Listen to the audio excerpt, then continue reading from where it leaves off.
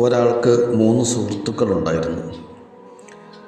അയാൾക്ക് ജീവിതത്തിൽ ഏറ്റവും വലിയൊരു പ്രശ്നം വന്നപ്പോൾ ഏറ്റവും അടുത്ത കൂട്ടുകാരനോട്, അയാൾക്ക് വലിയ പ്രതീക്ഷയുള്ള കൂട്ടുകാരനോട് സഹായം തേടി. പക്ഷേ ആ കൂട്ടുകാരൻ അയാളെ തിരിഞ്ഞു നോക്കുകയോ മൈൻഡ് ചെയ്യുകയോ ചെയ്തില്ല.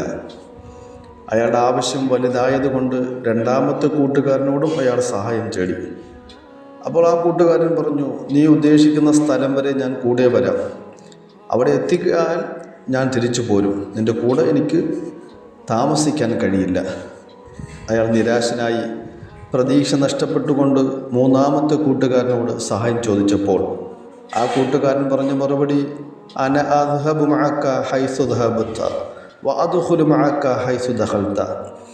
നീ പോകുന്നിടത്തെല്ലാം ഞാനും വരാം, നീ പ്രവേശിക്കുന്നിടത്തെല്ലാം ഞാനും പ്രവേശിക്കാമെന്ന് മൂന്നാമത്തെ കൂട്ടുകാരൻ പറഞ്ഞു.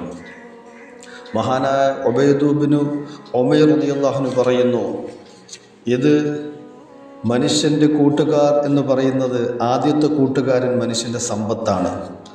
സമ്പത്താകുന്ന കൂട്ടുകാരൻ മനുഷ്യൻ വലിയ പ്രതീക്ഷ അർപ്പിച്ചാണ് ജീവിക്കുന്നത്. പക്ഷേ ഈ മനുഷ്യൻ്റെ ആത്മാവ് വേർപെടുമ്പോൾ, അവൻ മരിക്കുമ്പോൾ ആ സമ്പത്തും അവനിൽ നിന്ന് വേർപെട്ടു പോകുന്നു.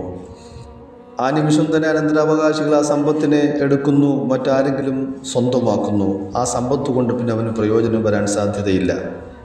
രണ്ടാമത്തെ കൂട്ടുകാർ അവൻ്റെ കുടുംബക്കാരും സുഹൃത്തുക്കളുമാണ്. പരമാവധി അവർ അവനെ സഹായിക്കാൻ പറ്റുന്നത് അവൻ്റെ ഖബർ വരെ മാത്രമാണ്. ഖബർ വരെ അവനെ പിന്തുടരുകയും ശേഷം അവനെ ഏകാനാക്കിക്കൊണ്ട് അവർ മടങ്ങുകയും ചെയ്യുന്നു. എന്നാൽ മൂന്നാമത്തെ കൂട്ടുകാർ അവൻ്റെ കർമ്മങ്ങളാണ്. ആ കർമ്മങ്ങൾ മരണശേഷവും അവനെ പിന്തുടർന്നുകൊണ്ടിരിക്കും. ഖബറിലും അവൻ്റെ കർമ്മങ്ങളുടെ, സൽക്കർമ്മങ്ങളുടെ സഹായം എത്തിക്കൊണ്ടേയിരിക്കുമെന്ന് മഹാനവറുകൾ പറയുന്നു. അല്ലാഹുമ്മ ബാരിക് ലനാ ഫീ റജബിൻ വ ശഅബാൻ വബല്ലിഗ്നാ റമളാൻ.